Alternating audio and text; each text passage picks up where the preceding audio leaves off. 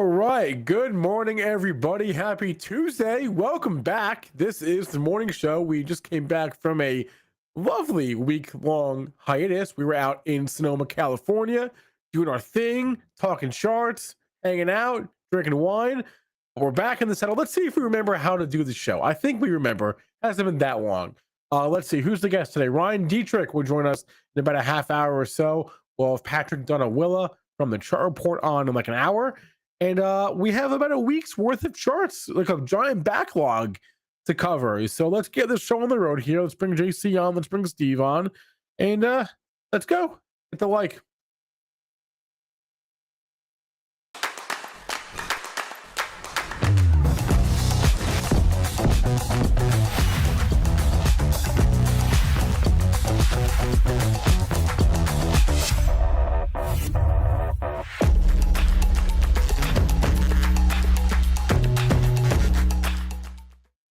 Are we back?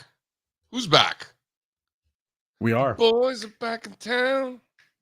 Are we back? I think we were never gone. Well, some people who weren't there in California with us thought, maybe we disappeared. Maybe we stayed in California. A lot of us wanted to, I think. No, we were okay. Fun time. Yeah. It's good seeing you guys. Can we talk about what we're thinking here? How was California? You want to tell the folks? Would we have a good time? JC was in his element, eating tacos, drinking wine. Did I have a smile on my face? One of my regrets is probably not eating as many tacos as I should have. Well, my regret was eating too many tacos. You went 2 nights? You did a back-to-back? I'm pretty sure I had tacos every night. Yeah, the first day we got there, Monday, tacos, Tuesday, burrito, Wednesday, so we got to that's a lot. Tacos, burrito, tacos. We got to give people some background. JC's favorite taco truck in Sonoma just so happened to be conveniently located basically in the parking lot behind our hotel. I don't know if that had anything to do with how we chose this hotel. I think it was just a coincidence. Truck was just easy access for Mr. Parets for a late night snack. It was open. My room in the hotel was closer to the taco truck than it was to the front desk. Yeah, that was a coincidence. That one I didn't plan, but it worked out. Sometimes this life works out that way. What can I tell you? Yeah, good fun was had. What was your favorite part of the event? Just getting to see everybody, right? We're so lucky. The best part about working here is kind of like watching our internal family grow over the years. I remember a time there was 4 or 5 of us on the team. And now it's like we're growing our external family. So we get to see all of our friends. We're not just talking markets, but Weitzel's there, Brian Lund, Brett V came out. We got to meet Jason Purrs for the first time. We got to meet Grant for the first time. So that's always the best part. But then golf and bocce also high up on that list for me. Golf and dude, you guys were taking this bocce way too seriously. Well, that game was rigged. I don't want to talk about it. Look at that crew. Game was rigged. Wow. Sounds like somebody lost. Look at you that guys crew. I wasn't really paying attention because I was dealing with some other things, and you guys were just, like I said, taking things way too seriously. I appreciate that though. All right, so what are we thinking? Should we do it again? Oh, for sure. This was a good location. I would love to go back to Sonoma. I would also like to so Chicago's the next one in the fall. Yeah. And then I'm putting Miami at the top of the list for January 25. Miami and nah, man. New York in January was so good. Why screw it up? If it ain't broke, don't fix it, New York's not going anywhere. We could go back. We also don't have to go to New York in January. I know, it's just nice. I like when the city's quiet. What do you want to go in September during UN General Assembly or some shit? Come on. Yeah, so you could see the leaves turning. Go in October. First of all, there are no leaves in New York City. All right, so there are. Why don't we hit that bumper and why don't we get into the markets? Let's get that mojo going back. We're back, baby. This isn't just vacation all the time. We got charts to talk about. We got things to discuss, my friend. Real fast, if you want to be at Chicago, there's the QR code on the screen. There's the link in the chat. We'll be there in September. Now, it'll be awesome. Let's talk market. Miami in January.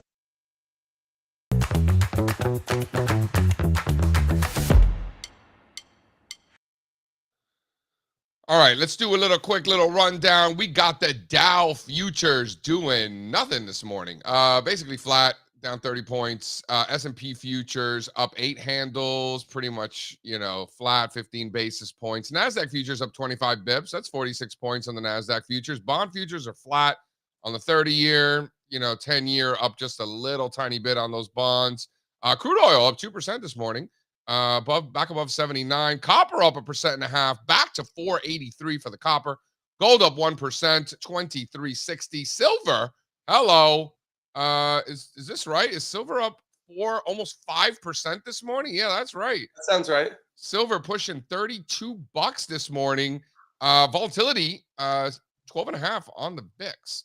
Over in the cryptocurrencies, lot happening. As a matter of fact, we'll get into some of these meme coins in a second, but we've got the Bitcoin is down 1.3%, about 1,000 points.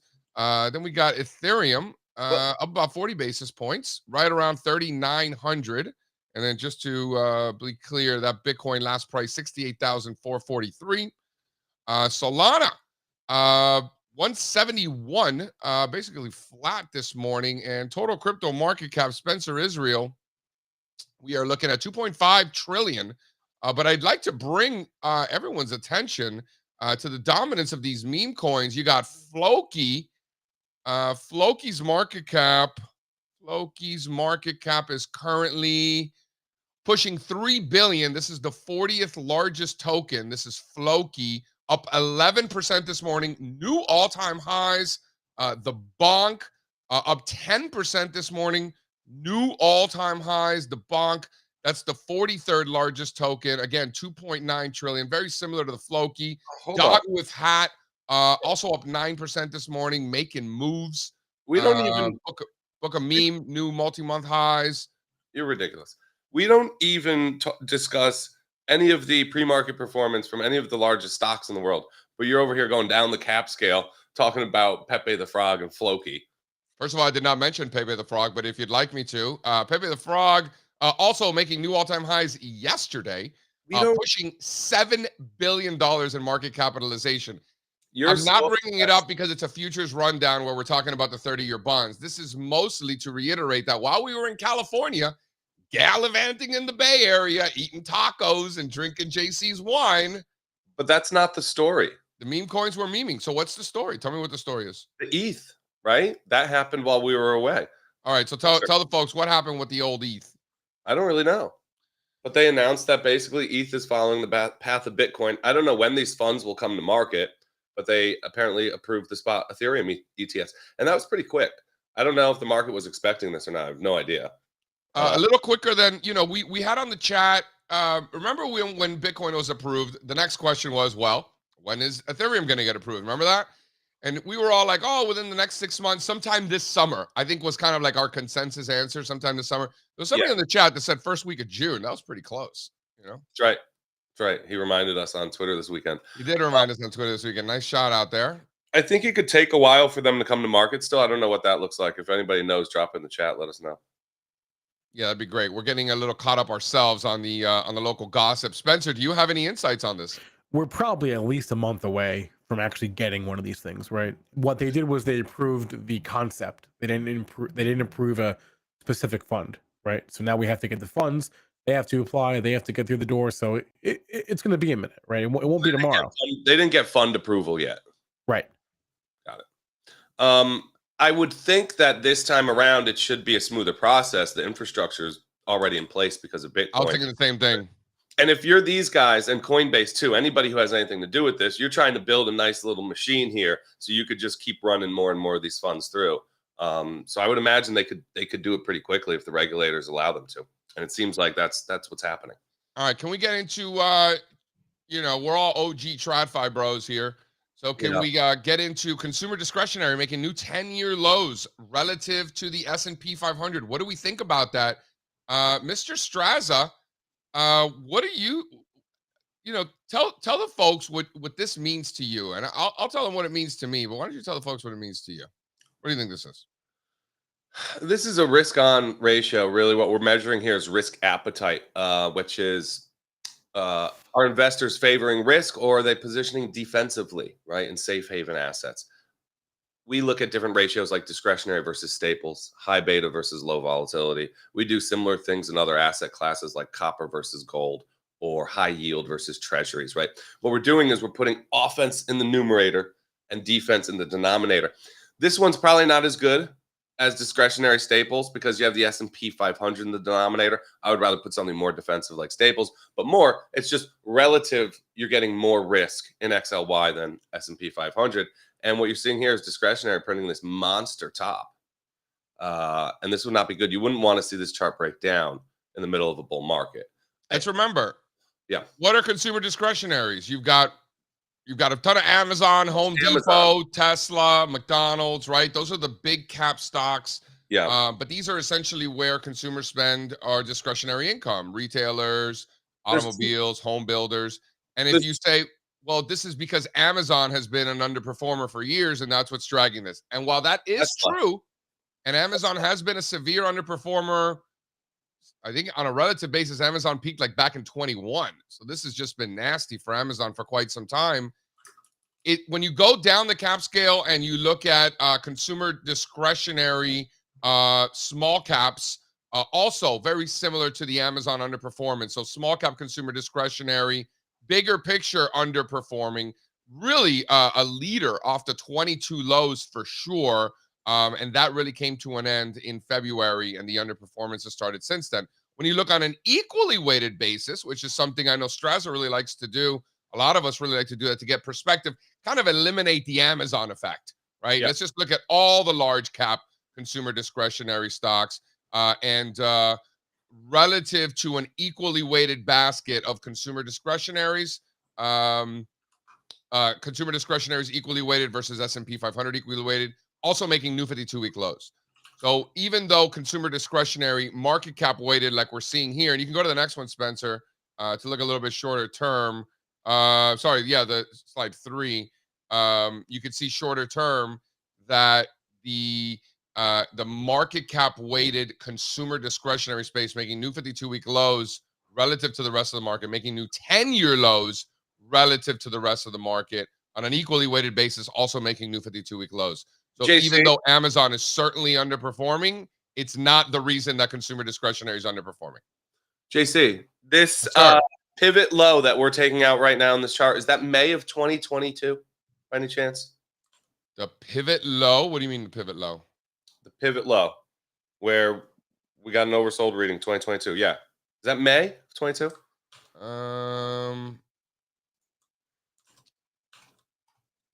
You're looking at discretionary relative here. Let me just pull up the daily.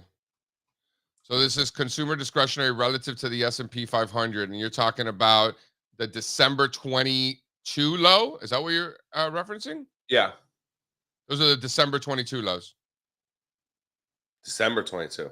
December 22 is the pivot low. Yeah, that it's just taken out now. So this one was from the summer of 2022, but throw up the chart I just dropped in the chat. This is what the market typically looks like when this ratio is rolling over or drawing down the way that it is, right? So we have marks up in the lower pane here. This is the S&P 500. It's an old chart, but the point remains. Usually, on an absolute basis, the broader market does not look so good, right? In an environment where XLY SPY is making new lows like this. This was just a year and a half ago. And it certainly looked like the market was breaking lower as this ratio was. That is what was going on, right? What's going to happen this time? I don't know. I don't love to see this. Yeah, I mean, listen, it's a weight of the evidence thing. Based on the weight of the evidence, I think the underperformance of consumer discretionary, so far seems to be a consumer discretionary thing because, to be fair, technology, industrials, and financials are right there near all-time highs, right? So if that wasn't the case, if technology, financials, and industrials were doing something similar, I think that this would be more important. But the fact that they're not, what do you think about that? Yeah, this is kind of standing alone as bearish evidence in the kind of risk appetite realm right now. There's a lot of other stuff that we could point to and say we're getting bullish signals about risk appetite. So we'll have to monitor it, but it's not on a long list right now. Why don't you throw up the new slides 6 and 7 there, Spencer? Let's talk about this. Now that we're having this equally weighted conversation here, we're looking at the market cap weighted S&P 500 at the bottom and the equally weighted S&P 500 at the top. Yeah. Got some volatility last week, still digesting that overhead supply from a couple of years ago on an equally weighted basis, as the market cap weighted S&P 500 technically by a nose hair, but technically did go out at a new all-time high last week. Yeah, a lot of things are making new all-time highs. Go to the next one, Spencer. This one's probably more near and dear to Strazza's heart. Is the NASDAQ 100 on a market cap weighted basis making new all-time highs, on an equally weighted basis still working on that. I don't play favoritism. I just prefer leaders. That's all. You don't play favoritism. You prefer leaders. So you Yeah. favor the leaders, in other words. It's another way of saying it. I don't play favoritism. I just favor the leaders. Right. So you play favoritism. You appreciate that thing that we like to refer to as relative strength, do we not? And it's been with these guys. On a cap weighted basis, am I right? Yeah. And imagine if Amazon wasn't in there. That'd be so much better, wouldn't it? Who do you think leads? Right. We basically, 7 months to go.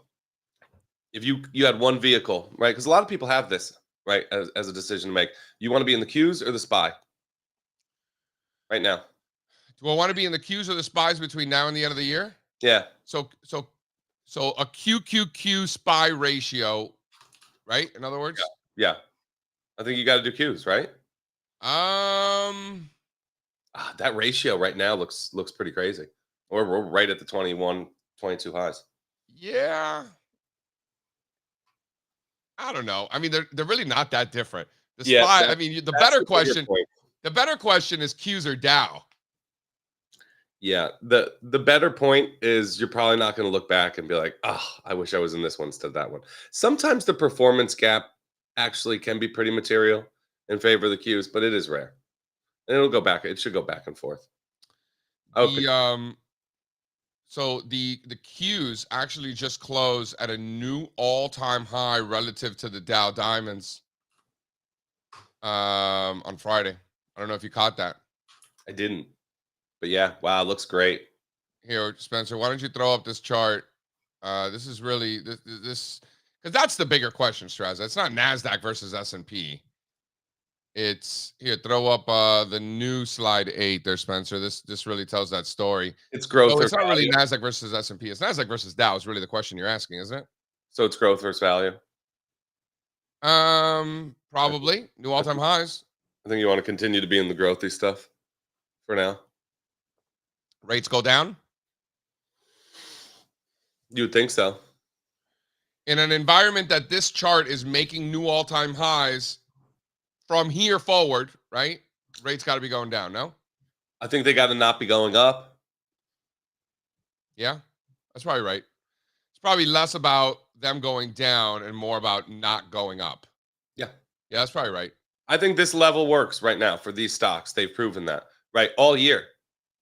Growth hasn't been terrible. Rates have been moving higher. So I think the market's gotten comfortable with this level. We got to kind of chill out here. Some sideways would be, I think, a really good thing. Sideways might be better than down if you think about it, right? What would down mean? We really start cutting aggressively. What's going on? Who's we? United States of America, the Federal Reserve. I refer to as, they're my team. We. So now we are the Federal Reserve now. I'm on Team Powell. You're on Team Powell. You have a man crush on James Powell, like you do with is that his name? Joe Powell? I think he's I don't know, he's got to be in the conversation for best Fed chair ever. What's his name? James or Joe? Jerome Powell. I think he's done a masterful job. Didn't see that one coming. He doesn't look like a Jerome. Right? Spencer, he's just learning this man's first name. This is real. This is happening. Jay Powell, that's what they call him. Joe, James. Come on, I was pretty close. His name is Jerome. Is it? We could say anything right now and he would believe us. I didn't see that coming. He just doesn't look like a Jerome. He looks like a Milton or something, All right. Milton would make a good Fed chair. We need a Milton. Oh, our Milton, you're saying. I'm saying Milton doesn't look like a Milton. That guy, the Powell guy, looks like a Milton. what about what do we need to know? So by the way, talking about starting off hot, getting back into the old swing of things here on the old morning show. No big deal with Ryan Detrick in the house. Very excited about that. So we got him on in 8 minutes. Spencer Israel, why don't you tell us what we missed? Is there anything that we need to know about? Strazza and I are agreeing way too much this morning. This is no good. This is no good. I don't like it. Like what we missed last week? Yeah, Just like in what was general, tell me what I need to know, Spencer. Tell me what this Jerome guy is up to. we had the ETH news. Didn't we have inflation? We had inflation, right? We had inflation. We're supposed to get a rate hike. The ECB is gonna what did I say? A hike? A Tell me cut? about the ECB. Are you kidding? Yeah, the ECB, the European Central Bank. That was the big deal last week. How about Well, Nvidia? Even I know what it's going to ECB be. stands It's going to for. be this week. How about The big Nvidia story last earnings? week, we were talking about it. It was Nvidia. Like we were there for it, right? So that was kind of the big driver of the week. Here for it though. No, we were not here for it, but we were Look at there this. for it. Wow. Big sticks from Nvidia. Ooh. Seriously. That's the kind of weekly candle you want on a breakout. Listen, we're approaching that 1100 target, right? Looks like we're getting there soon. Wow. Yeah. This chart is just It's probably not a bad thing for the stock market if this one's running, right? no. I mean, this has been the market general this cycle, right? It's Nvidia and everything else. So this is great. This is great for stock market bulls. They want more beats and more breakaway gaps from Nvidia, and that's exactly what this stock gives you, just over and over and over again. Up here, pre-market, it looks like as well. Another 3%. The stock does not stop. It's hitting 1100 this morning, JC. Right. This thing was trading last night because it trades on other exchanges around the world, right? So this thing was already up last night. The fact that people are watching Nvidia trading in other exchanges, that's got to be something, right? People can't wait to buy this thing. You know, Well, go buy it in Europe before the US opens. I get it. Sure. look at this. McDonald's has been getting the crap kicked out of it. You watching this? Oh, Part of this consumer discretionary story. A lot of stuff going on about McDonald's and inflation.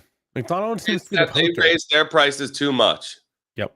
That's it. Yeah, McDonald's removes complicated. iconic feature from Happy Meal boxes for first time ever. The New York Post is calling this a hamburglary. All of these things sometimes, there was a McDonald's analyst note that got forwarded over to me the other day. I'm reading through it. These analysts are talking about the crazy stuff. I don't know. I don't understand what's going on. What's going on in their DCF model? A double quarter pounder meal is like $20. Sales are slowing. People no longer want to pay ridiculous prices at McDonald's. That's really the story here. It finally affects them. They've raised prices like crazy since COVID. You want to know? A little hack I do, a little Proman program life hack. When I need some protein in my life, I swing by McDonald's and I get 2 quarter pounders with cheese, extra patty, extra cheese, extra onions, no bun. How you doing? Oh, that sounds so gross, dude. It's just I don't know how you do it without the bun though. Oof. Double quarter pounder with cheese, extra onions, extra cheese, extra patty. So now you're getting 6 patties, 6 pieces of cheese, too many onions. You could take some off, but they don't give you enough. And then when you ask for extra, they give you too many. It's not bad. It's not bad, But isn't there meat like terrible for you? Is McDonald's meat Perlman program really? I mean, if you need a protein kick and you need something fast, there's way worse things that you can eat than just getting that, right? I agree. Do you guys want to know some Domino's menu price inflation stats? Domino's is still relatively cheap compared to other fast food joints, though. Jamil's making fun of me because I'm talking down Domino's but eating McDonald's. Yeah, if I need a protein kick, Domino's is bad for you and it tastes like shit. First of all, they're not even close, these two. Like if McDonald's versus Domino's, I'm happy to eat at McDonald's. I'm kind of like, all right, fine, I'll eat Domino's. There's nothing else available. Like nobody eats at Domino's because they want to. McDonald's is delicious. This is my new thing. This is McDonald's protein situation. Like whenever I really need a protein kick and I'm just starving, I got to get something. That's my new thing. Dude, you can do the triple cheeseburger too. You get 3 patties. Nah, man. Double quarter one- pounder with cheese, man. Come on. Double quarter pounder. Yeah, come on. Okay, so if it's a double quarter, you're getting half a pound. Someone's. opposed to the Were you a triple. math major? You would get 3. You get like a third of a pound. All right, yeah, you get more beef that way. It checks out. Look at this guy. Look at this guy. Do you guys want to hear some menu price stats? Yes, I from do. McDonald's? Yes. So, Yeah. end of 2019, Big Mac was $3.99. Now it's $7.49. Told you, JC. You hear that? This Double. is the Cheeseburger. Big Mac indicator. It comes from the St. Louis Fed. Yes, but it's doubled in 4 years' time. A That's cheeseburger a lot. was $1. People like End me. of 2019. Now it's $3.15. Do you remember the dollar menu? You guys remember the dollar menu? It just seems so long ago now. Medium They're French actually fries. starting a $5 menu. Did you hear this? Oh, did. it's terrible. This is part of that Hamburglary Wow. that the New York Post is all up in arms about. A True. Fries. McChicken was $1.29. Now it's $3.89.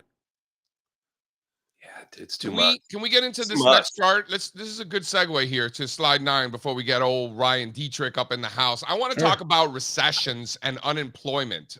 This is the Piper Sandler recession indicator, which I did not know there was such a thing, but apparently it is.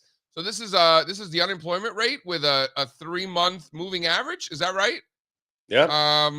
At first I thought this was one of those like yield curve conspiracy theorist situations because it kind of looks like that. But as it turns out, it was not. This is actually unemployment. Strazza, as somebody who looks at this sort of thing more than I do, and even Spencer, any thoughts on this or laugh it off and go for a walk? Yeah, I do. You can't be paying $4 for a McChicken if you're unemployed. So $4 from a McChicken. I remember when they were $1. This is Unbelievable. outrageous. I won't have it. This chart here tends to move with 2s10s, right? So once the yield curve inverts, that's what everybody says is very bad, very bad. It's when it uninverts and starts moving higher again that the unemployment rate tends to bottom and start moving higher as well. And you're in a maybe not always a recession, but you're not in the kind of broader economic environment that's more really conducive to higher prices for assets, risk assets. So I think that's where we're headed. How long it takes, I don't know. But this cycle will end. The good times will end. Unemployment will rise. 2s10s will start moving higher. It's coming. You know that country club in Miami Beach with the golf course? Which one? The one off Alton. Right what? The one over the bridge? Yeah, the one off Alton. You know how much? I've never played there. $1 million membership fee. You know anybody? Boom. Know anybody? In this administration, $1 million. Well, talk about golfflation, feeflation. And the secondary market for this membership is very liquid. How do you know this? Lagorce. How do I know this? Because I'm from Miami and I have a lot of friends there. We should play there. $1 million golf. I could probably get us on. After they see us play, they probably won't let us back on, but we could probably get in once. Yeah, we're good.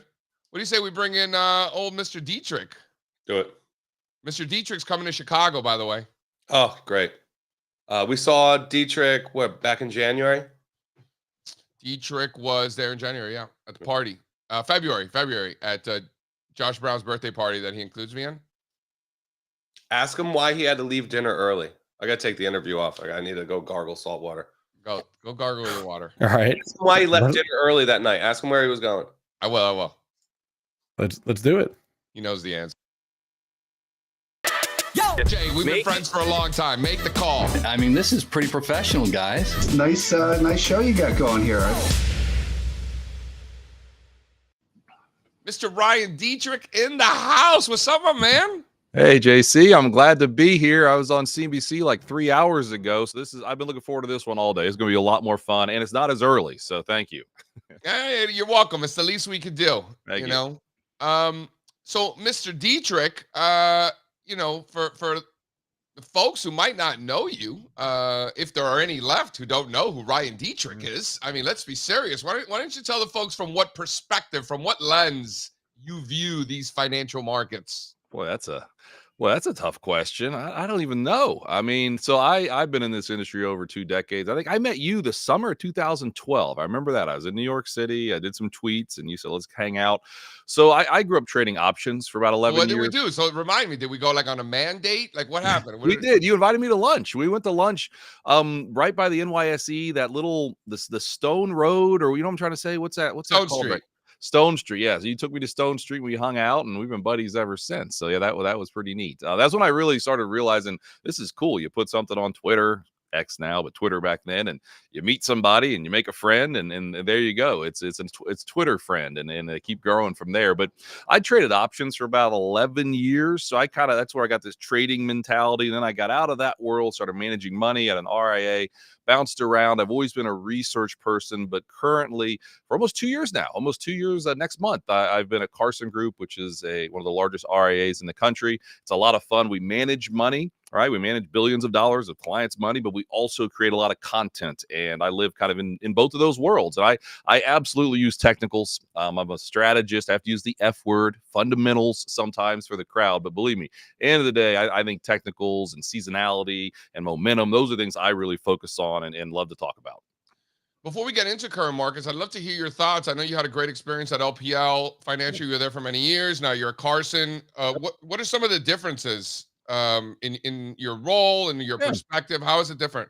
Yeah, I was at Carson about almost 6 years, I guess. Almost 6 years. Had a blast, made a lot of friends, and then loved At it. But LPL, you mean? oh, sorry, LPL. So I got up early today. We'll see if I keep screwing this up. Save me if I say the wrong thing. But no, I you're right. got At you, Detrick. I got you, LPL. bro. That was 6 years. You're right. But I was ready for a change. I was ready for something a little different, maybe where I had my voice made a little more of an impact, right? LPL is a huge company.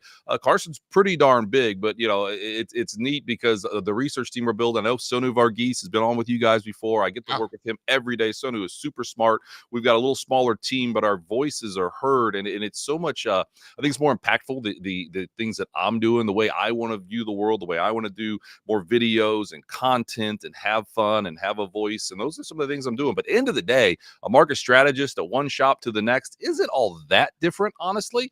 You know, I still travel the country, get to meet with clients, go to industry events, you know, on TV all the time, writing, producing content, all that stuff, managing models, managing real money. So I get to do those things. But again, I think my voice is a little bit larger at Carson, and that's kind of what I wanted, and I'm having a blast.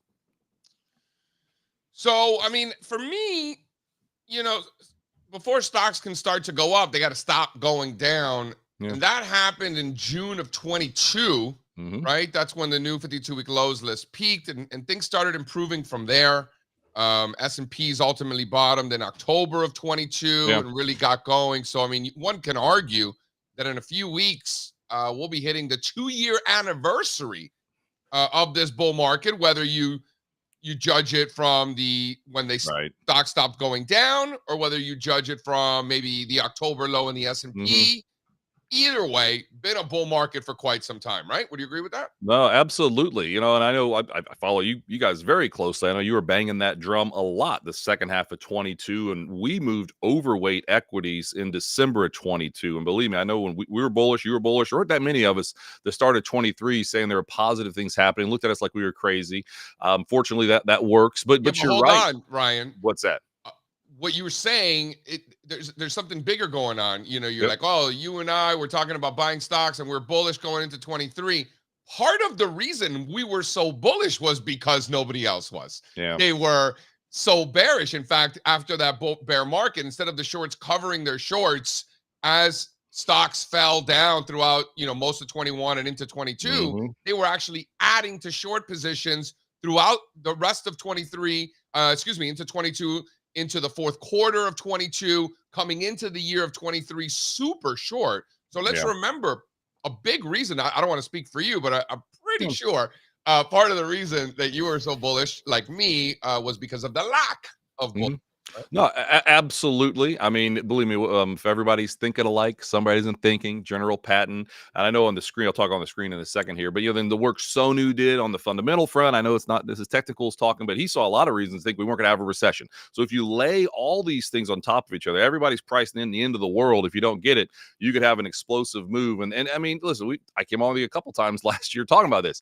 it was a pre-election year. Pre-election years are usually pretty darn bullish. If you just kind of just knew that going in, that played out again. And you're right. I mean, what I'm sharing here, maybe put that back on the screen. Yeah, put that Spencer, back on, Spencer. So, and now, yes, I am going by October of 22 for this. That's technically the S&P low, and I totally am with you. Most stocks bottomed in June of 22. But the argument that we're making is this is still a young bull market, even if you call it June of 22. What we're sharing here, your average, no such thing as average, but your average bull market lasts about 5 years. This one's only 19 months old if you go by October 22.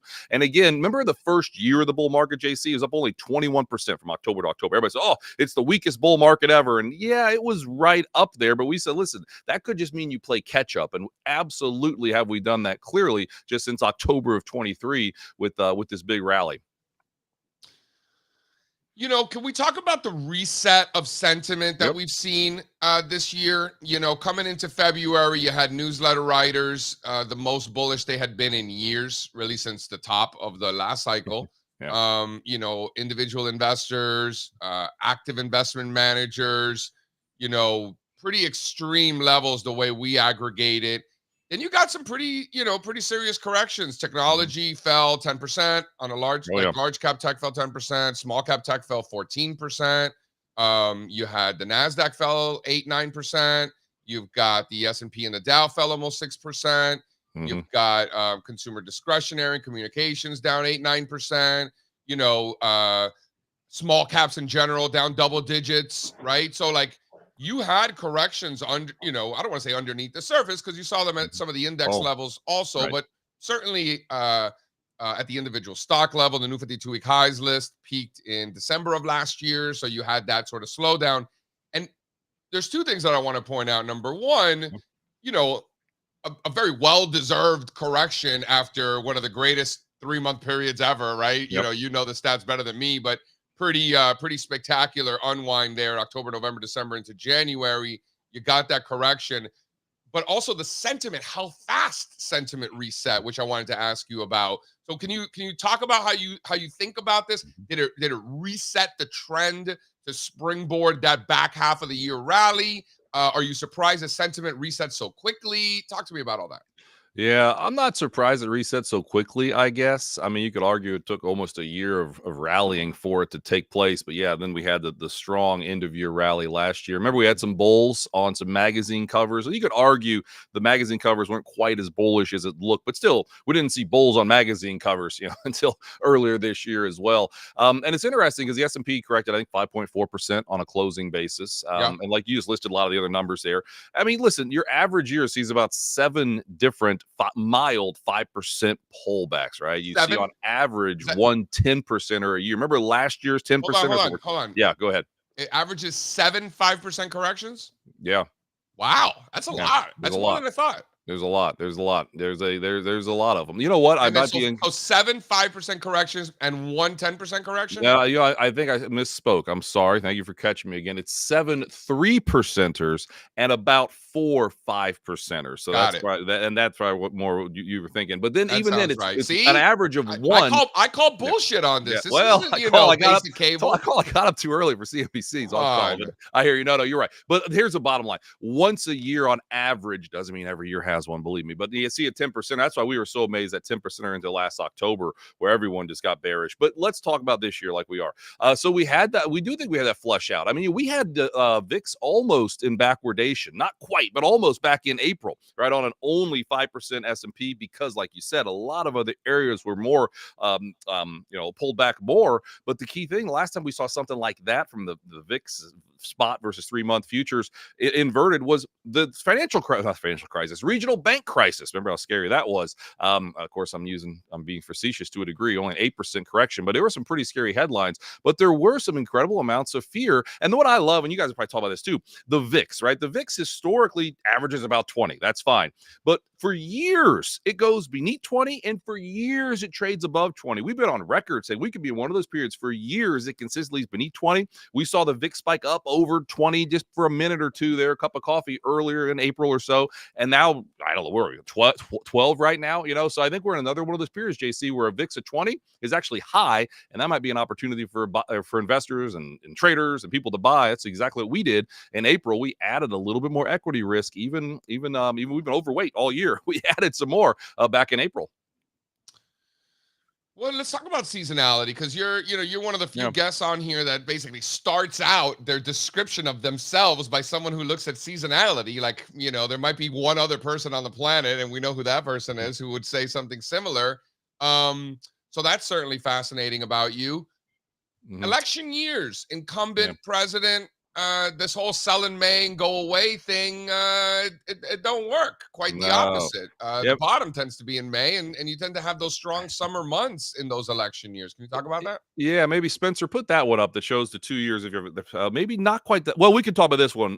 This is just election years on average. June and August usually aren't that great. Most traders know that, and we've heard that before. But in an election year, up 1.3% in June and August on average, and you see a little bit of gains in July as well. So just something to be aware of. I think that you can have this rally. We've been talking for a while, so we could see I'm going to call it a surprise summer rally. Now we're already up 5% in this month already, but go to the next one, Spencer, the one that shows if you have a lame duck president or not, because I think this is really fascinating. These are things that we talked about all year. There it is, perfect. The last 10 times we've had a president up for re-election, JC, S&P 500 was higher. It's those lame duck years, and I get it. 2000, 2008, was the president really going to change anything? Honestly, probably not. But still, I want to be aware of these things, these concepts that are out there. And here's, you can see it on the screen now. When you have a president up for election, right about now is when you start to diverge, give or take, from your average year. When you have a president who's a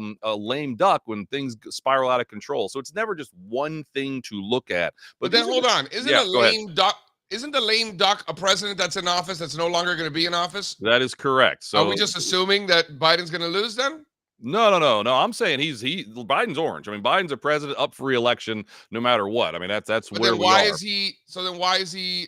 Oh, you're saying Lame that duck when means it you is a can't lame win again. duck. Like, let's say Biden wins now, and then in 4 years he's up again. He Got it. cannot be in all, or Trump for that matter. Whoever wins this time, Sure. there'll be a lame duck president in 4 years. So that's where Got I it. worry a little Fair. more. Is Got what that is trying to tell us. And again, it's just one Interesting. way to look at it, but still, I think it's a good way to look at it. I mean, it's it's kind of one of those is what it is. And the other thing that gets me is wild.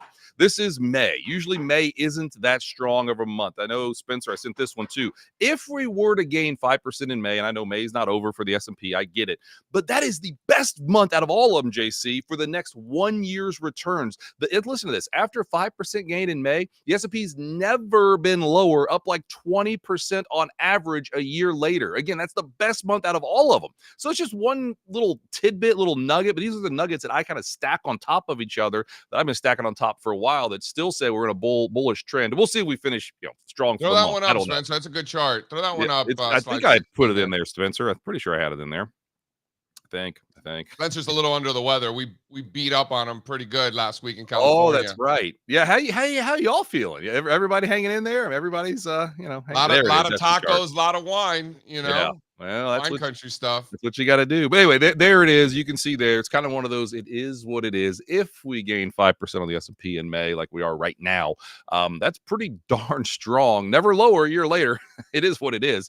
And you can see that there. So it's just something to think about. Usually, and again, why is that? Well, May's usually not that strong. May's usually not that great of a month, honestly. But clearly something's going on. It's the mess. You and I are John Murphy disciples. Message of the market. There's a potentially bullish signal here going on in May. That I would not want to ignore.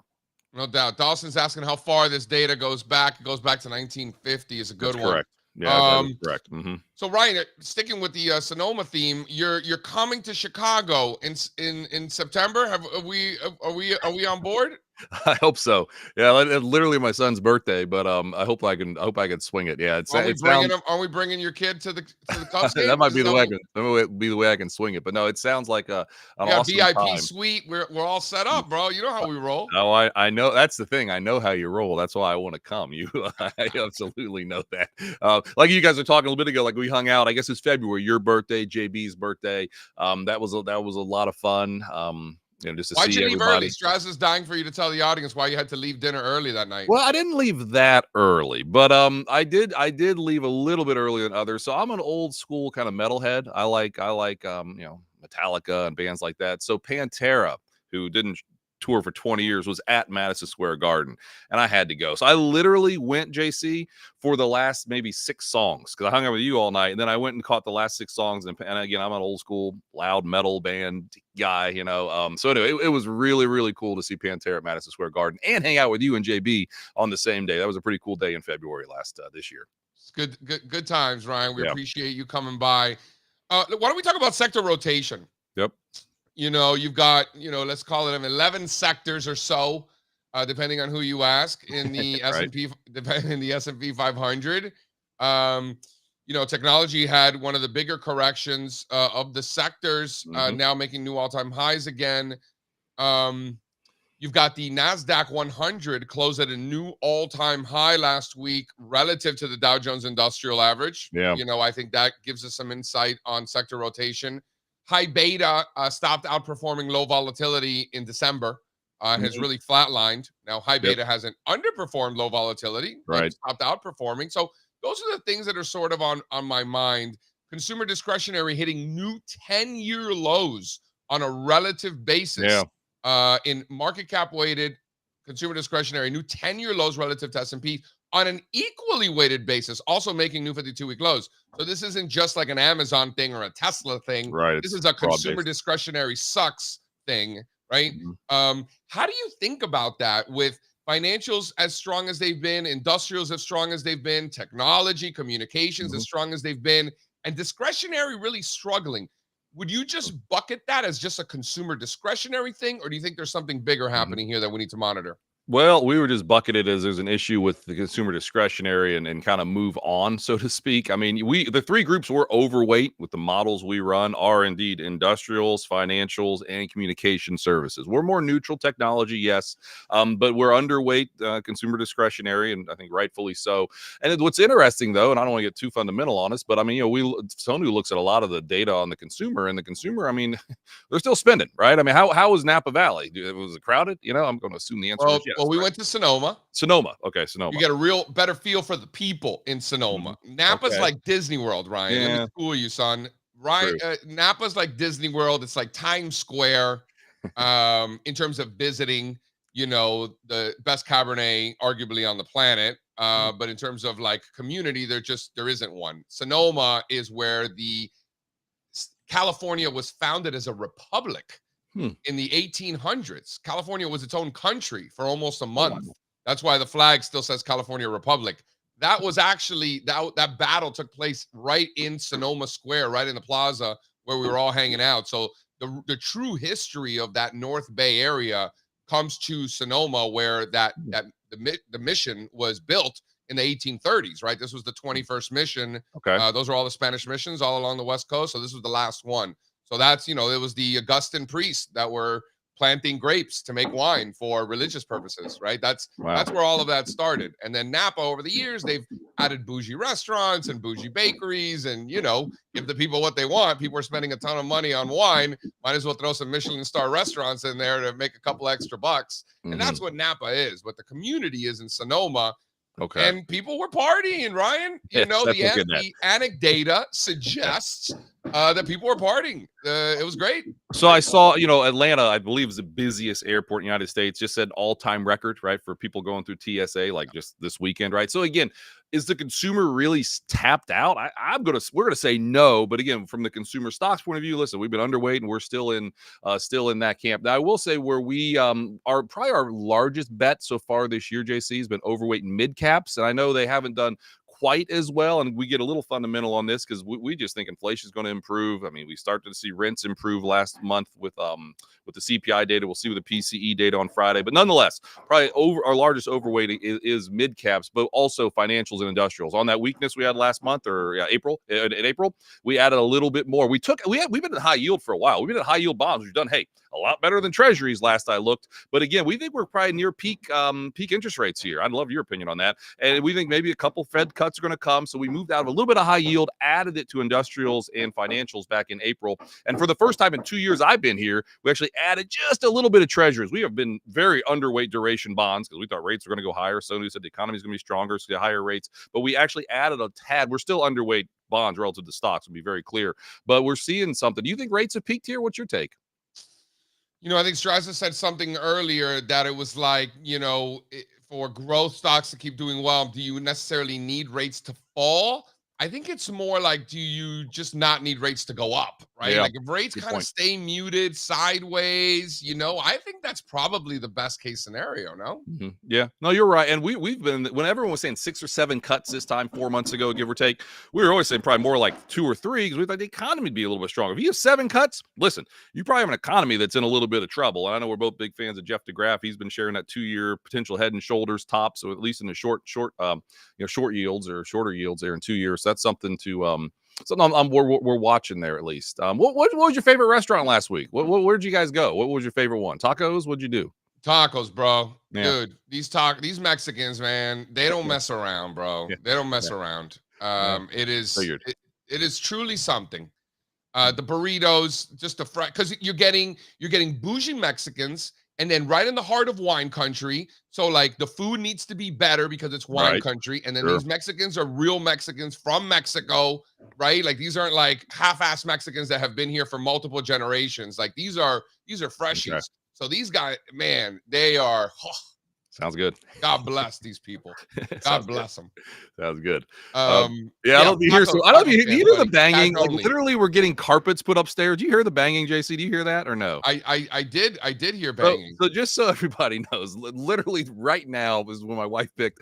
We're getting some carpet put in upstairs. I got a dog laying next to me. Thank goodness he's being quiet. I was like, you better be quiet. So this is the real world things we deal with. That's why you hear banging. We're Detrick's getting some carpet put in upstairs. Sorry, man. That's what's going on. Listen, man, if getting carpets put in, got to be a bull market. You don't get new carpets in a bear market, Well, right? we got dogs that destroy everything, so we need to apparently replace it. But yeah, one or the other. Yeah, it's a dog market, I guess. Yeah. Yeah. Are you impressed by the performance of precious metals, metals in general, despite rising interest rates, rising real yields? Yeah. Those things should struggle in that sort of environment, and they really have not at all. So are Right. you more impressed with the metals performance, or do you think that just correlations have changed over the last few years? Well, I'll go with first. I think we're impressed. I mean, in 2022, obviously we know stocks had a really bad year. Bonds had like one of their worst years since George Washington was president, and gold did okay. But in the face of that, we saw a really strong dollar those first 10 months, and that caught our attention. Actually, March of last year, so March of 23, we added a small sliver of gold in our tactical models that we run for our clients and for our partners and advisors and their clients. So we've had gold for a good deal. I never really looked at gold, or we didn't look at gold like this is against stocks. We looked at it as a diversifier relative to bonds, honestly. And thankfully, I mean, gold's done much, much better than bonds, obviously, since March of last year. Hold on, let me stop you right there. Go ahead. So you are an equities guy first. Yep. I've always known you to be that. Yeah. And like an interest rate guy far second, and not a gold guy at all. Is how I see you, right? And then so what you're saying is staying true to who you are as a stock guy. You're looking at these other things as alternatives, and you're comparing them to one another, gold and bonds. I really like that thought process a lot. Yes. I mean, we thought the whole time stocks would probably be the place to go. We run some unconstrained models, meaning we can go as much as we want. We're like 90% stocks. Okay. So we've been very bullish equities for a while. That's our big bet. But I mean, I follow the technicals. I mean, Chris Kimball's obviously been banging the drum for gold in a while. You have too. The whole real yields type of scenario where if real yields start to go lower, like we think they could, that could be a big tailwind. Obviously, the US dollar should be a tailwind if it weakens, and weaken all that much. But the bottom line is, yes, we've liked gold for a while. And we still have it. We honest to goodness, might add a little bit more if we get a little bit more of a pullback, a little bit more weakness here. Not a lot. Again, we still, the equities are the way to go, but there's some opportunity there for sure. And then you turn to the industrial metals. It is what it is. I think it's, just simply China's kind of coming back online a little bit. We're starting to see that a little bit. And I don't know if it's a good thing or a bad thing, but it's happening. And we're seeing those industrial metals to be strong. So I don't know if Dr. Copper is truly the PhD that some people claim he is, but hey, copper at all-time highs, silver 11-year highs. I know they pulled back a little bit lately. Those are trends I don't think are going anywhere anytime soon. Dude, silver's up 6% this morning, bro. Oh, well, okay. Then maybe it's back. Okay. Hey, now, let me go. ask you this. You mentioned China. What are your thoughts on emerging markets potentially outperforming the United States for the first time in, I don't know, Mhm. And Spencer was in diapers, Forever. right? Yeah. Any thoughts on some of that rotation? Mm-hmm. Yep. One thing I did want to point out that if you look at EEM, you're getting a ton of technology exposure, right? It's not your father's EEM where you're getting much more commodity exposure. You're getting a lot more tech. If you take China out of EEM and you look at emerging markets ex China, the percentage technology actually increases by a whole bunch also. So it's not just a China thing that's going on here. It's a technology thing within emerging markets. So number one, how do you feel about how emerging markets are today versus how they were a couple of decades ago when you and I first got in the business? And do you think that we could see some international outperformance, or is it America, USA, baby, all the way? Well, we're going to say right now today it's still USA. That's how we're looking at it. Now, I will say this with China, clearly we've seen a huge ripper of a bounce. Obviously, nobody wanted to touch China this time 2 months ago. Is that a major potential capitulation moment? I mean, maybe. I mean, Sonu and I and our team have talked a lot about this very conversation. Sonu did a pretty good blog on it just last week. He did look at the fundamentals, and there are some signs China's coming back a little bit, but we're still a little skeptical that they've made enough major changes to see a major change with their economy. I mean, they are what they are. They have a real estate bubble still imploding. There's still some deflationary things taking place there. So we still have our largest overweight, the U.S. more. I will say this though, for the last year, when you talk about EM, great question, great point there. We've had the EMX China ETF, right? We've been in that one. I mean, we've had that one. I mean, on it now. I shouldn't be bragging too much because lately China's come back in a big way. But for a very long time, that was obviously the place to be. And I know you had Perth on one of your shows. We've done stuff with her, and we're fans of Perth, and we've done something similar on that front. So that's kind of how we still see it. But I will say China, a lot of smart people that I respect are seeing some positive things. So it's my antenna's up. But as of now, we haven't really dipped our toe into China. We'd still stick EMX China right now. Dude, let me just tell you something. You who appreciates good anecdata. Okay. On Sunday night, January the 21st, my father texted me about the Chinese stock market and why it keeps going down. And to be clear, my father has never once in my entire life texted me about any stock market, Oh my. Chinese or otherwise. Oh my. Chinese stock market bottom the following day. Yeah. Wow. Tell me that it's not important to be aware of these things. Oh, it's important. Yeah, you and I, what we do, we've got a lot of people reaching out to us like that, but that's amazing. I mean, or maybe it's not. That is something though. But yes, I mean, there's so many of these little nuggets that happen when you go to a family event or somewhere, you get to talk to people and you hear things like that. But that one stands out. I mean, that's it's a good one, but I can't tell amazing. him because then I can't tell him what a great contrarian indicator he is because then I lose the data. You want exactly. You need Dad to keep giving you some wonderful I love ideas. you, Dad. Did you go long that day? Did you go long that next morning? I can't tell you. And he's not watching the morning show. So this is our little secret, guys. Don't tell Dad. Don't tell Dad. Between us. Gotta buy Dad some beers on that because we've made a killing on that China trade. Oh, yeah. A lot of people. Phil Perlman got in the China trade too. And does China sound like a Phil Perlman type of trade? You know what I mean? Like even Pearl Dog was like, "Ooh, JC's dad's texting him. We gotta get a little nibble." Okay, last question. Talk to me about the funny money. You got the Pepe token up to $7 billion in market capitalization, new all-time highs. Got the Floki up there too. The Bonk. These things are ripping. Dog with hat.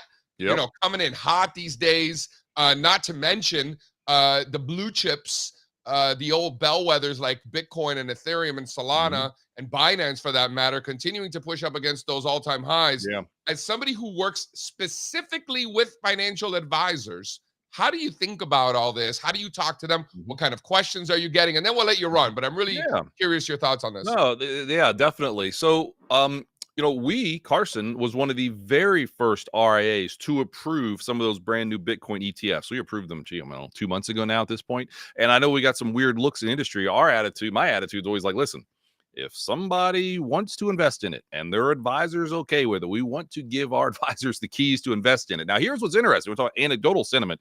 We have not seen, I don't think, JC, the flows I would have expected into these. And I know there's been a lot of flows. We see the data. I'm just talking in our Carson's world. We haven't quite seen as many flows. So that contrarian in me thinks, oh boy, there's still some potential here. And again, we don't really have a stance on Bitcoin or a stance on crypto, but again, I know that there's there's so much potential there, I think, and definitely some of those still look pretty good. I mean, Solana is starting to come back. I mean, I remember when you and Howard, you guys were talking about Solana back at 20, right? I mean, not that long ago. So where is it now? 160, 170, something like that. So again, it's amazing these moves, but I'll tell you, I'm not smart enough to know what's a bubble. I'm not smart enough to know what's this, what's that. I do know these trends are in play and they continue to look pretty darn good. So I think, it makes sense for the right investor with their advisor to have, at least strongly consider it. Now you've got the Ethereum, obviously ETFs coming very, very soon, it sounds like, as well. And we saw what Ethereum did last week on that news, up 20% really quickly. So, the news can move these a little bit. And it still seems like there's a lot going on there. But I'll tell you, the dog with hat, that's 7 billion. Is that what that one is? 7 billion? Dog with hat, I think it's about 3.4. I'll tell you right now. Let's see. Or it's the frog then. The frog, 7 billion. The frog is pushing 7 billion. Dog with hat is 3.7 billion. I mean, it's sounds a little silly, but hey, I'm not smart enough to know what silly is and what silly isn't. I know the trends are still there, so that's pretty amazing. Yeah. Do the advisors at Carson have the ability to buy any of the Bitcoin? You know how some advisories are not allowed to, but some are. I don't really know how that works, but the advisors are free to do as they wish here. Yeah, I mean, you can have a Coinbase account, I guess. So that's what we're getting at. Yeah. No. Oh, I'm talking about for client assets. Oh, like they can buy the Bitcoin ETFs. The Bitcoin ETFs. So right now, yeah, with the Bitcoin ETFs, that's all we have on our platform. The Bitcoin ETFs. Now there's some other things coming, but we've got, I think, there's 8 or 9 of the Bitcoin ETFs. We've got 4 of them on our platform that we added recently. So yeah, we've been a little. And then we were going to add all. Do you think that'll be added pretty quickly too? Yeah, well, we were talking about that. If I buy way, the answer is yes. I mean, I think so. I want to keep giving the opportunity for people to invest in these things if they want to. And I remember, much probably like yourself, back in March of 2017, we hung out in New York at one of those Stocktoberfests in New York, and Howard, all those guys up on stage talking about buying Ethereum at $30, and well, look where it is now. So there's a lot of smart people that still think there's some areas of opportunity here, and I kind of side with that. Cincinnati Bengals, how many wins this season? So I know a lot of people are jumping on the bandwagon. Okay, I'll answer your question. 11. I'll answer your question. 11. I mean, so but the 11 in the regular season. Regular season. I mean, listen, the schedule is much easier. Last year they had a rough schedule. The NFL, they were last place, even though they were over 500 in their division because every other team was over 500. So that's the thing that they have going for them is, 2 things. Joe Burrow is apparently healthy. That's important because when he finishes the season, they usually win some games. But yeah, I think 11, and they should be better. I mean, there's always the T. Higgins drama with tagging him and this and that, but I think he'll show up and do his thing, make $22 million for 1 year, then leave. That's how it goes in the NFL. But yeah, I'm a homer, of course, but optimistic that I mean, Burrow literally had he did the Tommy John of his wrist. That doesn't sound good for a quarterback, like Tommy John of your wrist, but they're claiming everything's good, and the best doctor in the world out in LA did it, and he's looking pretty good in preseason. So we will see, but I'm optimistic. They're going to do better than those Reds are doing, huh? Well, the Reds have won, I think, 5 in a row. But yes, the Reds, believe me, they lost like 9 series in a row, I think is what it was. Now, the last 5 days, had to bring LA to town. Playing LA, they're whooping LA. I mean, I don't know how that happened, but yeah, their pitching's good. Their offense is terrible. Ellie De La Cruz is amazing. He might be the first billion-dollar player. Talk about market cap. I don't know his market. He's going to play for the Yankees someday and make a lot of money, but Ellie De La Cruz is really, really fun to watch while we have him in a Reds uniform. Last question. Ready? Yeah. Today is May the 28th of 2024. Yeah. Between now and the end of the year, is it the Qs or the Dow? Well, I'm going to say Dow. Wow, right. No one else is saying that, probably. Going out the Dow Jones Industrial Average. Yeah. I like it. You're such an old man. Boomer alert. Thank you. I know. Tell me about it. Dude, because you're underweight tech, or you're we're even weight tech. We're overweight those other parts. So yeah, that's talking my book a little bit. Dog. I see you. Ryan Detrick, thank you so much for being here. Come back soon. This is great. You got it, CJC. Thanks, guys. Adios. Take care. Bye-bye. Thanks, Ryan. Dude, is he the man or no? Come on. Oh yeah. Ryan Detrick. I don't remember that lunch that I mean, it sounds like something I would do is meet somebody for lunch and take them to Stone Street, especially in 2012. I was working down on Wall Street. I wonder where I took him. I don't A know. little blurry. A little blurry. I hung out with Ryan Detrick a lot, and we're sober every single time too. So What's that pub right that's right there? well, it's a whole street of pubs. Yeah, that's true. Okay. Never What, mind. Ulysses? Yeah, right. That's the one. Yeah, that's the old school one.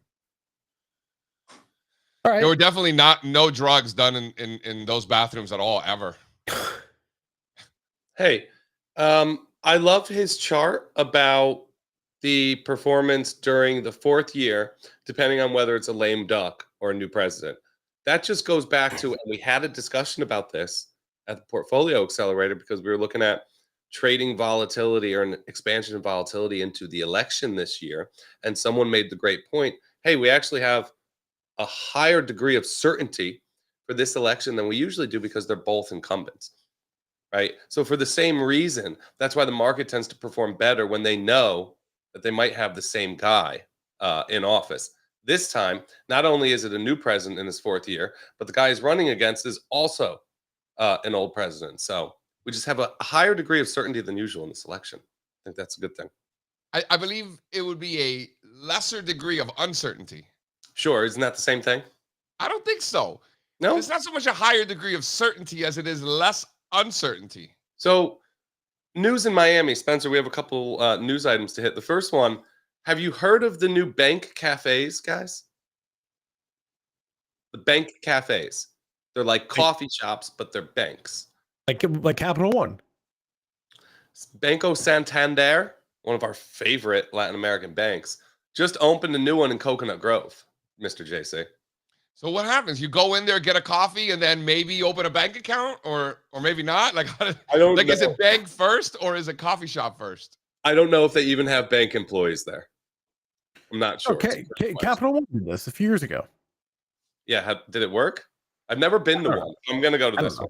See what goes Like, on. do they just have an ATM machine where it's like, oh, would you like to also open up a savings account with your latte? Like, how does that work exactly? It's a relaxed environment where customers, local business owners, and entrepreneurs can seek personalized financial guidance or simply work, take meetings, or develop their next big project.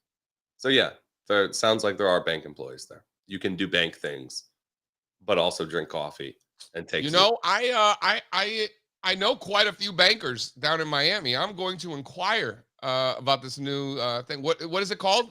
It's on Grand Avenue. Coffee banking? What do you call it? It's called Work Cafe. Work Cafe. Okay. I think. Look, there are all these bank branches that no one goes to anymore. They have to figure out what to do with them, right? So I've been to a bank a few times recently in the last few years. It's pretty depressing. Well, I think what it's come down to, right? They can no longer justify or support the cost of rent, which is banking activities going on in there. So they're trying to add something else, right? If you're going to pay for the building anyway, I guess sell some coffee too. I don't really understand how that really helps, but they want to stay open and still have a place where the community can show up if somebody does want to do some of these things. And some of these banks are like in like legendary buildings, like old school, right center of town. You know what I'm saying? It can't be cheap. This is right on the corner on Grand Avenue, right in the center of the Grove. So I yeah, no doubt. What else going on? Wait, did anyone notice that just now? JC's shirt changed color. Yeah, we're going to talk about DraftKings next. My shirt? Your shirt, it did it again. Oh, wow. Look, it's getting. I think this might be the one of those auto, fancy auto camera things. Your shirt, anyway. Hat. I love it when we match. I got my beach. It's summertime, so we're going to the beach. We're going to do a little Avalon, a little Stone Harbor, a little bougie Jersey Shore action. No big deal. No big deal. When are you going? Avalon, man. That's where I roll. When? Oh, we got a house for a month. June. Yeah, so I'll be back and forth a whole bunch. We got ballet recitals, we got T-ball, so we can't just dip off for a month, Your beach house satellite office. I got to be in the city next week, so I got things to do. Yeah, satellite office in the beach house. City man doing city things. Bonds, can you bring up the DraftKings chart, please? What can I say? We have a chart of DraftKings. So this is going to be the problem with this issue going forward, right? It's already been happening. I've gotten to know the stock pretty well over the past few years, just paying attention out here. What's the issue here, dude? A while. The issue is always going to be regulatory.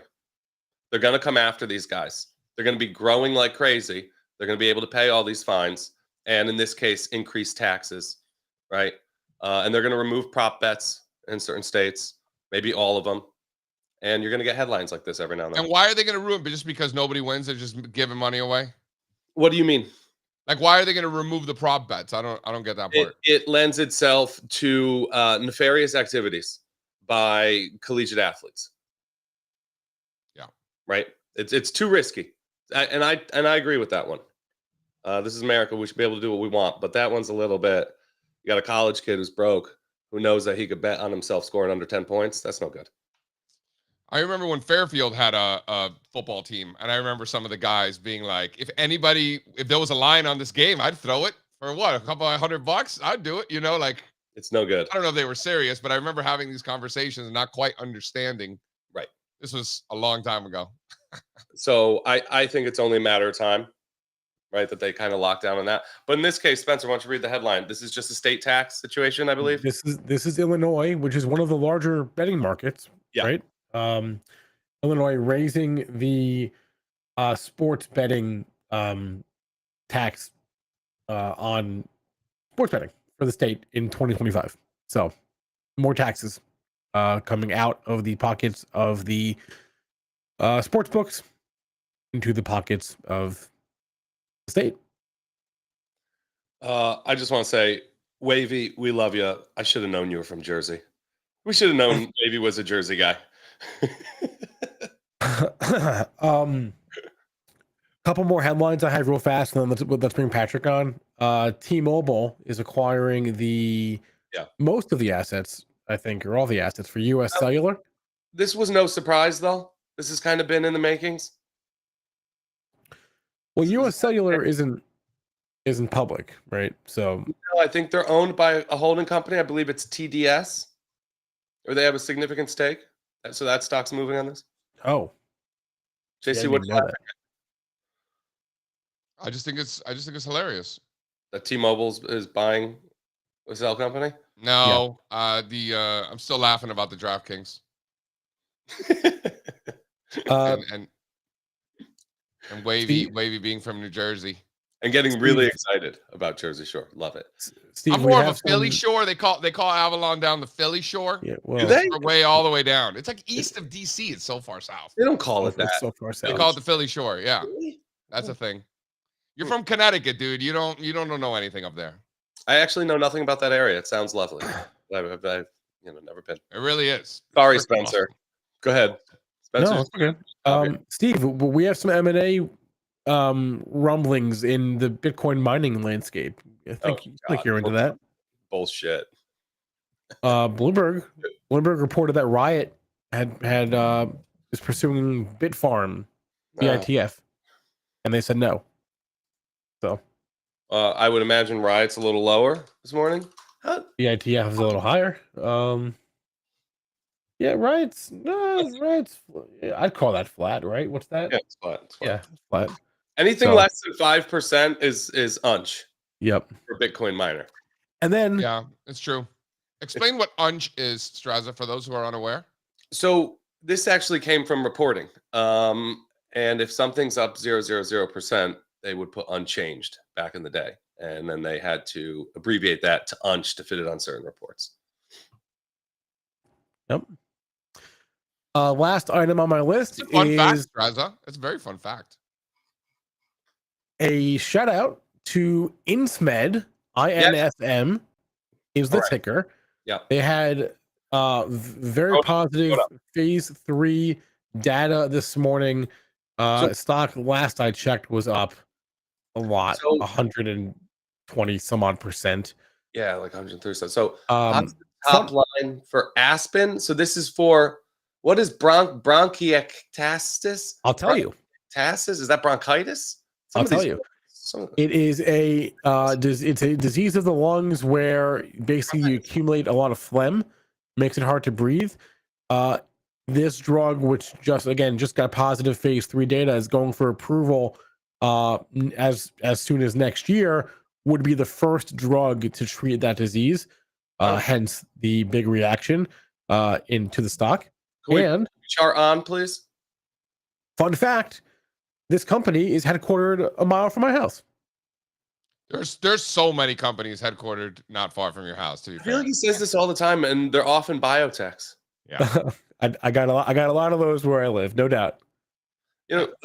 Jersey City has also become quite a capital markets hub over the years. Well, Jersey City's grown so much. It used to be just like these banks' operations department, and now it's getting bigger and bigger. Yeah. It used to be cheap to rent office space in Jersey City, and that is probably no longer the case, It right? used to be dangerous to go to Jersey City. That also true. So INSM, this breakout's in the books now. We're trading around 47 here today. So this is a monster base, hot corner name, big insider buy. I believe it was last summer, one of the directors. So this has been on our list, and I think we'll be talking about it a lot more in the future. Nice base. Gotta love that base. 20 years, they finally got a drug approved. Nice. Hey. Bring on Pat. Where's Pat? Pat's Bring him here. on. Yeah, bring him Pat on. is coming to us from Sri Lanka. Did we talk This about all the morning. news, though, Spencer? I mean, that was kind of it. There was a couple other small things. Hold on. Pat's in Sri Lanka? Yeah. Yeah. The hell's he doing in Sri Lanka? I know he's Sri Lankan, but You want to ask him? yeah, I'd love to. All right.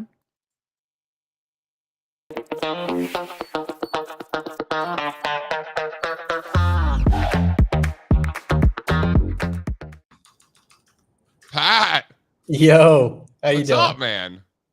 I'm quite jet lagged, but yeah, I'm in Sri Lanka right now. Can you believe that? Dude, that is far.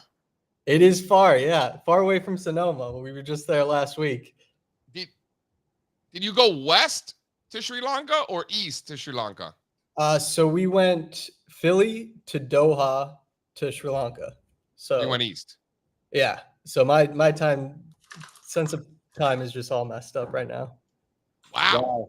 You must be exhausted. I am, How I often am, do you but- visit? How often do you visit Sri Lanka? Out of curiosity. Oh man, I haven't been back. I've been once in my life, and I was like 10. So this is all new to me. But it's like traveling is so humbling. It gives you so much perspective, and yeah, I don't do it enough. Do you have a lot of family there? Not so much anymore. Not that I'm like close with. I'm sure my dad does, but not that I'm close with. And you're there with the whole family, or you just decided to just go on a trip to Sri Lanka, check out the situation? No, I'm here with the whole fam. Nice. Yeah. All right. Well, what's on your mind? First of all, what'd you think of Sonoma? Oh Did you my have God. a good time? What'd you learn? It What are you was- thinking? What was I your mean, favorite JC, part? we've had a lot of good times in our day, but that was up there. And you know what? It wasn't crazy fun. It was just nice, good, clean fun. And I also learned a ton. I think Are you saying that we used to party harder back in the day? Now we're more mature and we party differently? Is that what you're saying? exactly, yeah. Actually, we talked Exactly. Tacos are the highlight of the night. In the old days, there were other things involved. we talked about this, and we decided that the way to put it is it's not New York City JC fun. It wasn't really Sonoma JC fun, but it's Pennsylvania JC fun. You know what I mean? Yeah. It's dad fun. It's good. It was really good. What? Do you enjoy tasting the Chateau Fibonacci? Yeah, it was excellent. Oh my gosh, yeah. Actually, And go ahead. no, go ahead, Pat. No, I was just gonna say I really like the format of the whole thing too, and how especially when we were doing those options trades, how first we came up with the idea, and then not just Sean but other people too weighing in on all the different perspectives. I thought that was just kind of a really good way to do it. It's not like normal conferences where it's just one person with the mic the whole time. But still, all those people, nobody wants to sell puts with me.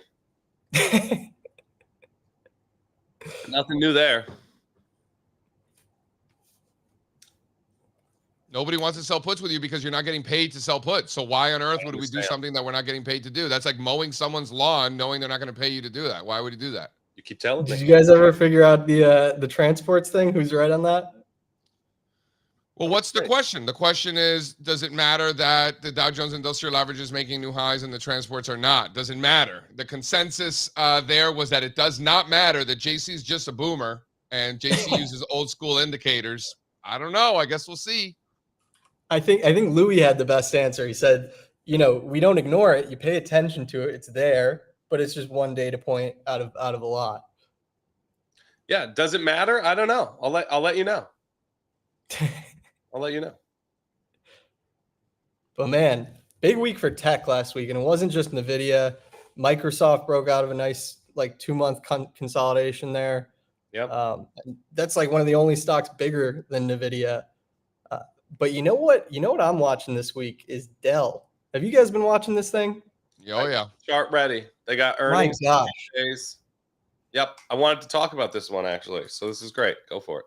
So Steve, you probably know this better than I, but they did a reverse merger because they were private, and then I think they had shares of VMware, and then they did some sort of reverse merger in 2019. But yeah, I guess they become an AI play. I don't really know what the narrative is behind it. I just know the thing's up like crazy. This has become a big picks and shovels play.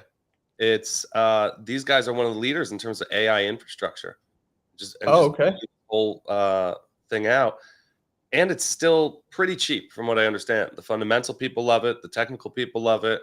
It's an AI stock now, so a lot of good stuff. So it's not just the personal computing brand that we all know. They have other stuff, maybe servers and stuff like that. I think it's servers. I believe it is servers that they're selling. Yeah. But yeah, I mean, it's not in the S&P, but if it was, it'd be the 4th best stock right behind Nvidia. It's up 109% year to date, so it's already doubled this year, and 250% in the last year, the last 12 months. It's got one of those sweet spot yields too, Patrick. Oh yeah, yeah. I did notice that they were paying a dividend, and I was curious about that. Consistently raising this thing. I'm looking at the history now. Past several years, they've been raising. Yeah, it's good stuff. Oh, and I didn't even mention they report earnings on Thursday, so it's definitely going to be interesting. I mean, it's up a ton. I wouldn't be surprised to see it sell off here, but it did break that 423% extension there in green. So, kind of interesting. I don't think you can call that a decisive breakout yet, but, you could see something where it just kind of hangs around there for a while or sells off to that other one. But, man, that thing is definitely on fire. Definitely has momentum behind it. I like it. I like it a lot. And then I saw you were talking about the First Solar. That thing, that is interesting because Solar as a group kind of woke up last week. Obviously, it was mostly First Solar. How about that failed top we had? I mean, a lot of the stocks that we like right now, they're coming out of big bases. This one's coming out of a failed top. It almost did the opposite between 2021 and 2024. Yeah. But man, and here we are right at those 2008 highs, recovering from a 96% drawdown. Yep. I mean, man, if this thing, and it does have a ways to go before it breaks out, but if it does go, man, 500 is that first Fibonacci. This is that same theme, man. Yeah. Where we're talking about the mean reversions in the most beat up, most hated areas like China. The only reason that we were looking at solar for a long was because all the other pieces of crap sectors and industry groups were ripping, right? It's that mean reversion. Some of the best areas, mean reverting lower, some of the worst areas, mean reverting higher. And maybe it's just that. Maybe it's just a mean reversion, but it's mean reversion. Those are big reversions to the mean. It's mean reversion. No. It's rotation. You could argue at times it's really been an expansion in participation. Right, but it's not a bad thing seeing these beaten down names and areas start trending higher. First Solar, I think, was definitely kind of on its own, dragging the space higher last week. But the ETF looks better too. TAN in general. I was just looking at TAN relative to XLE, best week since 2000 last week. I know, I was seeing that. So what do you guys think of energy here? Because that was the big thing last week. I mean, energy it was the worst performing sector. In the same week, you had this happen to solar where it just explodes. So what do you think there? Would you ever put on that pairs trade? The way I I don't like understand, a pairs trade, but I really like the energy stocks that have been holding up as well as they have. Well, the market's been correcting. Like, look at the relative strength. And by the way, hint, hint, they're not all American companies. We're not going to give away all the secrets here, but there are energy stocks that are doing very, very well. And it's not like these energy stocks that are like not really energy. It's more like tech. No, no, no. This is traditional oil and gas holding up very, very well. Those are the ones that I want to be buying right here, right now. We're going to be talking about them on the conference call coming up. I got a question for you, Pat. You peruse the old, social media and the Twitters and all that stuff, or, what the best technicians in the world are talking about on a day-to-day basis. How much conversation are you hearing? Throw up slide 2 there, Spencer. How much conversation are you hearing just about cryptocurrencies in general outside of, Bitcoin, Ethereum, Solana, down the cap scale? What are you hearing, if anything? If the answer is nothing, then great. I think you really only hear about it when they're taken off, and that's when Bitcoin's usually taken off too. So you heard about it when a lot of those crazy coins were coming out. You would know some of them better than I, but you're really not seeing the same kind of euphoria that you were seeing in the 2021 peak with Doge and some of those other ones. That you don't have people rushing out. I think there is still some complacency, and I think it can get a lot crazier before we are at that sentiment peak. Yeah, I would agree. I would agree with all that. Yeah, I'm not seeing any sort of irrational exuberance or crazy optimism at all in these things. Quite the opposite, which is a little surprising, as these things one by one are breaking out to new all-time highs and are entering serious market capitalization. It's not nothing. $7 billion on the Pepe is not nothing. Use $3 billion on the Bonk, which isn't just any meme token. This is the first dog-themed coin on Solana. So this is big deal. Big deal. Big deal. Yep. Big deal. Yeah. Spencer, want to hit that bumper, buddy? Recess. A little under the weather. I lost track of Beat time. up on him a little too much. No. Pat, how you feeling, man? You're tired, but are you like okay otherwise? Like, yeah, no, I'm all good. All right. All good otherwise. Just a little disoriented from all the because I'm feeling sluggish here this all weekend. Dogs over dogs. You're saying from the week. Yeah, just like my allergies were awful in Sonoma, but they've mine cleared too. up. All right, recess.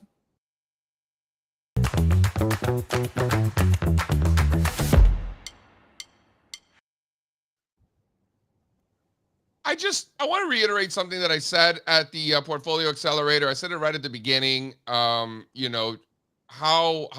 fortunate we are to be, all together like that in one room, sharing ideas from different perspectives, coming out of there with a bunch of great to-dos, new strategies that we're going to start trying to implement, new ideas that we're going to work on, new indexes, new pie charts. I think for me, I have pretty high expectations, but even for me, I think the output out of that exceeded expectations. We had a lot more fun than even I thought. The wine we had was even better than I thought. The tacos were better than I remember them. But the idea generation, the process, and the outcome, in my opinion, exceeded expectations. So let's just remind ourselves how fortunate we are to have one another. Investors in the past may not have had those opportunities, and we do now. So it's pretty cool. Yeah, I agree. It was Absolutely. lovely. Well said. Can I get an amen? Hell yeah. What was your favorite part, Strazza? I already told you. The golf? Seeing everybody. It's really nice to, like you said, just get to catch up with everybody. Spencer, does your wife think we're crazy or? Yeah. No, she loved it, man. She actually said, she was like, I want to watch the show now because I've met everybody. Well, I think I told Patrick, I didn't tell you, JC, when Rose was leaving, she goes, "This is the best trip we've been on." I was kind of offended. I was like, really? A work trip? But she had a great time. Everybody had such a nice time. Yeah. Work trip. No, I mean, listen, when you do something like that, we work together every day. So it's nice to get out there. Play a little bocce, swing the club around. I thought the thing in Sonoma Square was incredible. The way the town all comes out like that and everybody's hanging out in the square. That was so nice. So it's good to just catch up and even not talk markets sometimes, you know? So Man, I gotta I tell was you, like, wait a everyone, minute, we're just gonna go to a park and just meet there. I'm like, you'll see. it was cool. everyone I met in Sonoma has a way better palate than I do. They're like describing tastes and stuff, and I'm just like, what? Where are you getting that? Where are you Because they don't do anything else. Nobody works there, man. They're just eating and drinking. Yeah. It was They great. seem happy. Casey's wine. Fantastic. You know, That's certainly exceeded expectations. That was good. it was excellent. Definitely. I am very happy about that. So All right, when's well, the next our one? next event is in Chicago in a few months. I dropped the link in the chat. You want to be there? Miami in January. Meet us in Miami in January. We're not going to Miami in January, but we are going to Chicago in September, and we'll definitely see you there. All right, I got to get back to work, guys. All right, it's Tuesday. Don't forget. So we got CRL. I don't know if Pat will do it, but if he can't, I'll be there with you, Strazza. Don't worry about that. All right. 1 o'clock CRL. See you guys there. Thanks to Ryan Detrick. Go make some money. And are we doing spaces today or no? What's the deal? Yeah. No. Sri Lankan spaces. I don't know, Pat. We'll think about it. We'll think about Think it. about it. We'll talk about it. All right. We'll see you in the guys. morning, guys. Adios. Peace.